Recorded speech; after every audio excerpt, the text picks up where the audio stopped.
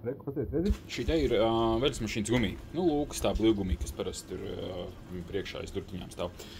Šai te, jāsaka, šai te rekur var redzēt, caurumiņš, nu šo var salīmēt, lai nav jāmaina visu gumiju. Stāsts gan šoreiz par gumijas tīrību. Redzi, šeit, kas ir palicis vēl par netīrumiem iekšā, bet te ir, nu, diezgan pamatīgi esam viņu mērcējuši tur tādā šķīdumā un diezgan pamatīgi ir bērsta un redz un tīrāk nevar dabūt. Un šis te, nu, diemžēl, bet nu paliks. Un tāpēc, lai izvairītos no šādām te paliekām, kas paliek, nu viņš ar laiku ar mitrumu tur iesēžās un ieēdās, es pat nezinu, kas tas ir, pelējums var būt, nemāku teikt. Kā izvairīties, ko dari, tad, kad pabeidz mazgāt drēbes, kad izņem ārā, atstāj durtiņas vaļā, ja ir iespēja, atstāj durtiņas vaļā un noslauc gumiju ar lupatiņu. Un tad šitāda netīruma nebūs, būs krietni tīrāk un labāk.